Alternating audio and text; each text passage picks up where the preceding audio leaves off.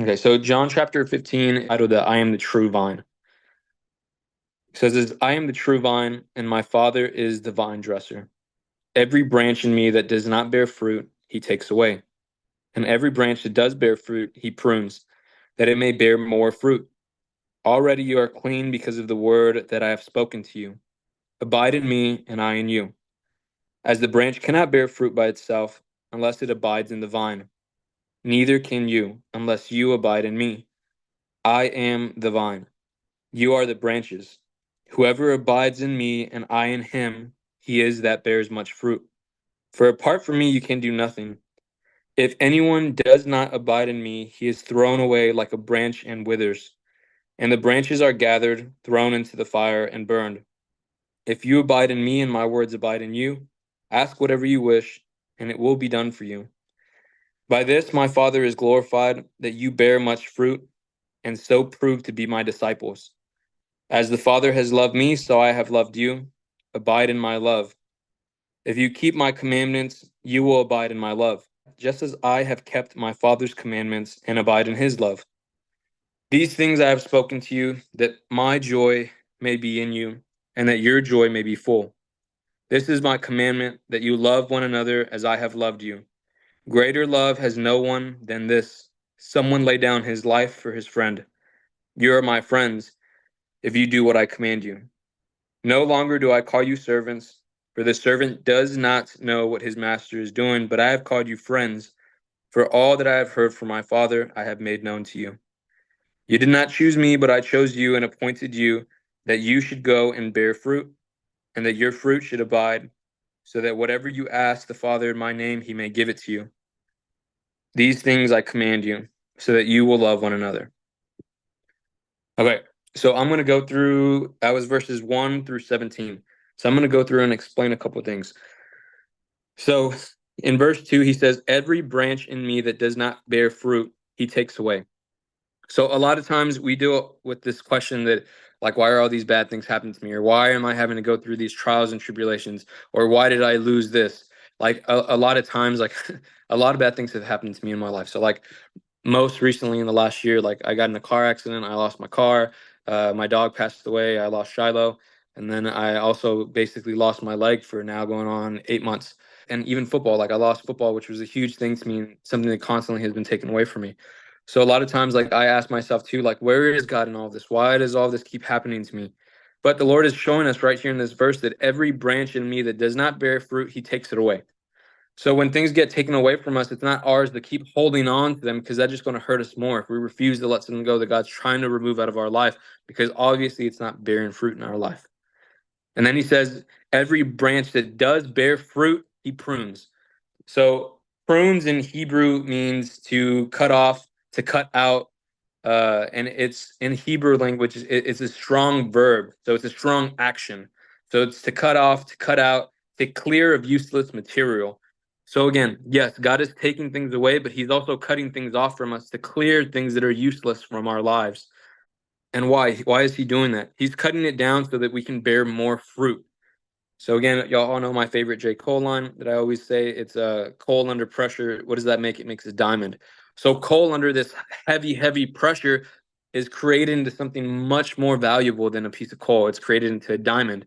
So that's what God's ultimately trying to do with us. He's trying to create us all into this diamond. Our purpose that he's calling us to do here is to bear fruit. So he says, already you are clean because of the word that I have spoken to you. So Jesus is giving us an example right there of how he prunes. He prunes with his word, and that's just an example of a way to be pruned. So how can we prune ourselves? How can we cut off things that are useless in our life? By seeking God in his word. And then he says, abide in me. I'm in verse 4. He says, abide in me and I in you, as the branch cannot bear by itself. So the branch cannot bear fruit by itself. It has to live in the vine. Why? Because the vine has the roots. The roots lead to the nutrients of what the tree needs to be able to grow. So the branch, apart from the roots, the vine, it won't last. It won't survive. The Hebrew term for abide, that word, it's a verb in Hebrew that they use, and it's to live, to lodge, to dwell. So when Jesus is saying that he wants us to abide in him, A lot of times abiding, we think, oh, okay, like I'm following God, or I'm going to church, or I'm praying every once in a while. I'm abiding in God. I'm walking with God. But that's not what God means by abiding in him. When he says abide in him, he means to literally live in him, to reside within him. So if you were to have a house that you just bought, you're not going to live in that house for one day, then sleep in and out of hotels the rest of the week. No, you're going to live in that house. You're going to eat in that house. You're going to sleep in that house. You're going to go to the bathroom in that house. You're going to literally live and reside and dwell inside that house. And that's what Jesus is asking us. He's asking us to live, to lodge, to dwell, to reside within him. So that means it's a daily thing that you're living with Jesus. Because if not, then it says, as the branch cannot bear fruit by itself, unless it abides in the vine, neither can you unless you abide in me. And then he says, I am the vine. Now he says that multiple times throughout these 17 verses. I think it's like 4 or 5 times that he says, I am the vine. I am the true vine. I am the vine. And then he says multiple times throughout to abide. One thing that I learned when I was going through my biblical studies back in college was that anytime Jesus repeats himself, like this is a huge warning flag to us. Like he's saying, like, hello, here's the answer right here. Like, abide in me. Like you can have life to the fullest if you live in me. He's saying you won't be able to do any of these things because I am the true vine. You can only do it through me, the true vine. So what does that mean to us? Like the true life. So he's saying that he wants to be the source of our life. He wants to be the thing that gives us joy. He wants to be the thing that nurtures us and gives us our nutrients. It gives us the purpose to be able to wake up every day. If not, we will die without the vine. Ultimately, a branch cut off from the vine will die. A branch that is not abiding or residing in the vine that isn't able to receive its nutrients that it needs to survive. So it will die. When I look back on my life, I mean, like everybody, especially Travaris, probably knows like my life better than anybody else because he literally witnessed and watched me like live like a very like reckless life, like very simple. And in all that, I mean, I was so miserable. I was very, very depressed. And like nobody can see that from the outside, but like on the inside, like I was so depressed. It came to a point to like I remember coming to like my parents' house and asking them to pray over me because I was having like suicidal thoughts. And like that's how much like this is what God is trying to address to us with us. He's trying to tell us like without me, like you're gonna live that life without me. And like as I've seen in my experiences, like that life was miserable. Like I was depressed all the time. So like there was no life in there. There was no joy. There was no expectation. There was no looking onto the horizon for the next thing. So that's what Jesus is saying here. That if you live outside of the vine, you will surely die. If you look at Adam and Eve's life, when they took the bite of the fruit, yes, the serpent said, like, surely you won't die from eating this fruit. They take the bite. Yeah, they don't die in the instance, but what happens? They slowly died over time. They were separated from the Lord. In a place where they lived one and one and walked with God hand in hand, now they have to live on the outskirt looking in. So, like, this is exactly what Jesus is trying to tell us that without Him, being cut off from Him, the true vine, like, we will wither and die. So now I'm in verse 5. He says, I am the vine. He's telling them again, like, wake up. I am the vine. You're going to get your life from me. You are branches. Like the branches cannot survive without me.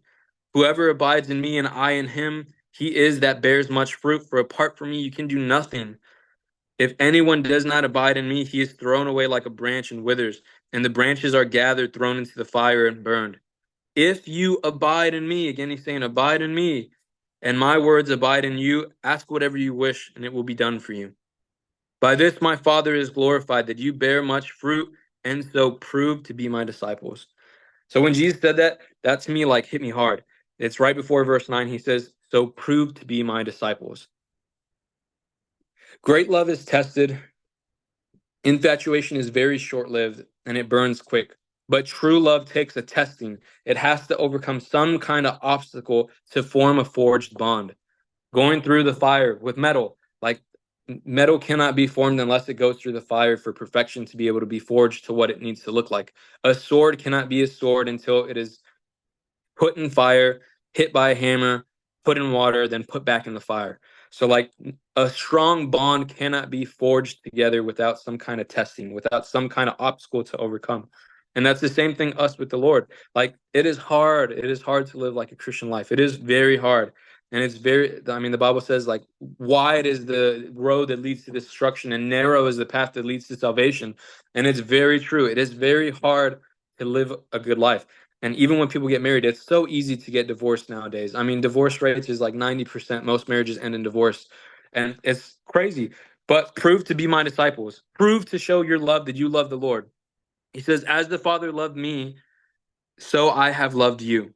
Abide in my love. If you keep my commandments, you will abide in my love, just as I have kept my Father's commandments and abide in his love. These things I have spoken to you, that my joy may be in you, that your joy may be full. So through all this, I was going to give like a little story. So yesterday, I was watching Judah by myself, and over time, like Judah loves me to death. Like Judah respects me like a lot, and like he does what I ask him in a second. Like, and he's always going out of his way to help me. And why? It's because he loves me. But like his love and respect for me wasn't just given overnight because I woke up one day and was his dad. No, like he's seen that over time, like my love has been tested for him. He knows that I love him with all my heart because I've proven my love to him. I've shown him that I'm going to pick him up when he's crying. I've shown him that I'm going to hold him when he's going through hard times. I remember Judah got sick this last December, and he was sick for like 2, 3 weeks straight. And right before that, he went through another 2 weeks where he was just throwing up, throwing up, throwing up. So literally almost a whole month of him being sick, it got to a point where he did not want to move from my arms for like 2 weeks. He just sat in my lap, and I couldn't get up and move because he would start crying and crying if I moved because he was in so much pain. So like he's seen over time, like I'm gonna sacrifice whatever I have. I'm gonna do whatever I can to give him my love. So he respects me. He does what I ask him. And that's our relationship with the Father. He says that if you keep my commandments, you will abide in me, just as I have kept my Father's commandments and abide in his love. The Son can only do what the Father has shown him. So me myself, like I remember when I was very, very little, I had this big desire to like be a pastor and to like be baptized. But why? It was because I had two amazing men in my life who like literally were pastors, my dad and Jerry. And like they were up there on the stage all the time. And like those are my examples of what a man should look like. And I looked up to them like crazy, so much so that I begged and begged and begged to be baptized when I was little. And like the Son only does what the Father has shown him. And that's what Jesus is doing. He's saying, like, I am like God's son. I am the true son. And I am the true vine. Like, I'm only doing what my Father has taught me. So Jesus is loving us to the fullest. He's forgiven us of all of our sins. He's healing the sick and raising the dead at this time. He's doing what his Father had poured into him to do. To finish my story about Judah, in the last verse of John 15, verse 11, it says, "These things I have spoken to you, that my joy may be in you, and that your joy may be full." So last night, I was watching Judah, and Judah, he was very, very sleepy. So nothing against Judah, but he just was not listening to me at all. He was being very like aggressive and like hitting me. He just wasn't listening to me at all. And then I had sat him down and I told him like, Judah, you're not listening to Dada. You're not listening to me. And like to see his face, like he just looked so disappointed in himself. I wasn't mean at all about it. I was very loving towards him. I sat him down, said it to y'all, just the same way I'm saying it to y'all. I said, Judah, you are not listening to Dada, Judah. I've told you 3 times to do this, and you're not listening to Dada. So then he put his head down, he looked down at the floor, and he started mumbling to himself. And then he looked up at me and he told me, Dada, Judah does listen to Dada. Judah listens to Dada. And like that just melted my heart because it bothered him that he felt like he was disappointing me. It hurt his heart that he recognized I'm not listening to my dad. So like that like broke his heart, and he was so sad.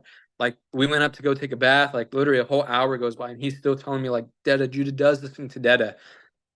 So like that same heart that Judah had to be obedient towards me, like that he wanted to do his best to like love and do what was right to me. Like that's how God, like we should be with God every day. It should break our heart when we do sins against God, when we do things against him. And yes, sometimes like we do sins and we just feel like we cannot break, that like we're just bound to and we cannot break. Yes, God will unbreak these sins on us, but God also knows our hearts, and he sees like this is breaking their heart.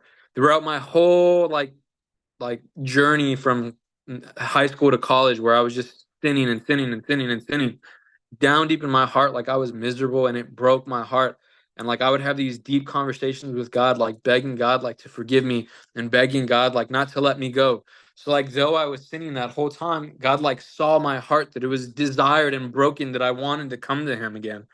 And ultimately, like to have that brokenness in our heart, like only God can really judge our hearts and know what's down deep in our hearts. He knows our true desires. Like if our desire or some kind of want is in us to seek him, So in verse 12, it says that this is my commandment, that you love one another as I have loved you. Verse 13 says, great love has no one than someone to lay down his life for his friends. You are my friends if you do what I command you. So when I was reading this, that also popped out to me, the word friends. So like I definitely felt like the Holy Spirit was leading me to talk about this. So it said that you are my friends. So the Hebrew word for friends actually is so here, I'm going to go back a little bit. So the original Hebrew meaning for friend, like what we think of a buddy or a friend, that word is ish shalom, which means close friend, talking about people. Jesus did not say that, and remember, Jesus was Jew, so he did not say that. He said, my friends. So the word friend is used to address sheep as a shepherd. The shepherd would call his sheep, his flock, his friends. And no, he's not talking about a buddy. It's a term that's used towards sheep. So this changes like the whole perspective of this bottom part where he says, you are my friends. If you choose to obey me, you are my friends.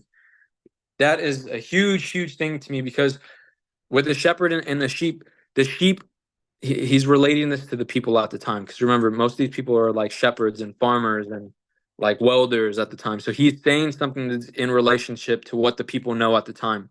So when he's telling them, then you are my friend. So the sheep don't have to follow the shepherd. The sheep choose to follow the shepherd because they know that the shepherd gives them protection. The sheep can leave at any moment, and when he does leave, he finds turmoil. He's either attacked or he gets stuck. And sheep aren't that smart, so they easily find themselves stuck in rocks or in the mouths of lions or bears. But what does the shepherd do? The shepherd is kind and he goes and saves the sheep. After that, the sheep knows, like, there's no point for me to leave again. There's no point for me to leave the shepherd again. He's literally my protector. He's literally bringing me to food. He's literally bringing me to water. He literally is providing a home for me to sleep inside of the gate, which is their home. Like, so then the sheep realize over time, I don't need to leave the shepherd. The shepherd gives me everything that I need. So again, he's saying here that greater love has no one than someone to lay down his life for his friends. What does a shepherd do? A shepherd is willing to lay down his life to go save one of his sheep. That's why you get the verse, he will leave the 99 for the one. The shepherd literally will leave his whole flock to get that one sheep who strayed away, to save him, to protect them. So this is what Jesus is saying, like, I would lay down my life for you. I am the shepherd, right? He's saying, you are my friends if you do what I command you. No longer do I call you servants, for the servant does not know what his master is doing, but I have called you friends. He's saying, I have called you my sheep. For all that I have heard from my Father, I have made known to you. I think that's so beautiful. Leading into verse 16, he says, you did not choose me, but I chose you. So like the shepherd has chosen his flock. You did not choose me, but I chose you and appointed you that you should go and bear fruit, and that your fruit should abide, so that whatever you ask the Father in my name, he may give it to you. These things I command you so that you will love one another. Verse 16, again, you did not choose me, but I chose you and appointed you. So here, Jesus is telling each one of us, he's literally picked apart each one of us for a purpose. Each one of us who seeks the Lord, each one of us who has that like feeling of longing for more, or longing like there has to be something better towards my life. There has to be some kind of bigger purpose. Like that is our soul's longing for the Lord. And the Lord is showing us through that we didn't choose him. You didn't just wake up one day and choose God because of the family you were born into. God allows each one of us to make our own decisions to choose God. Like me, David, and Jonathan all grew up under my dad's house, and my parents taught us the word of God and everything like that. But each one of us has very different walks of life and how we approach the Lord. So, like each one of us was called to a different purpose, and the Lord has shown us that you didn't choose me, but I chose you. And as crazy as it sounds, I mean, God really did plan each one of us with a purpose. When I look back, like on my mom's life, like my mom's life is like truly a miracle. My mom came all the way from Nicaragua because of a war that sent her here to meet my dad. My dad says it to be romantic, but no, it is 100% real. Like God literally allowed this to happen so that my mom would come all the way over here, knowing her circumstances, knowing the fruit that she would bear, allowed her to come over here, meet my dad, and have all of us. And then them pouring into us and raising us, bearing fruit through us.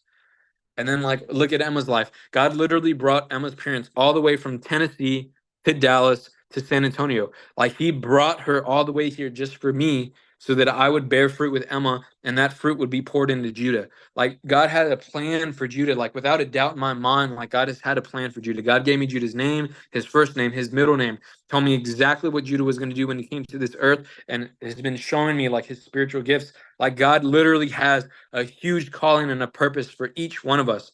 Like everyone that's here, God has ordained and planned and chosen us with a purpose, a higher calling. So don't think that your life is meaningless. Don't think that your life is like, oh, this is the best I'm ever going to do. I'm going to settle here. No, God's preparing us and setting us and putting us apart from everybody else who's around us and giving us authority and placing us in positions like Travaris.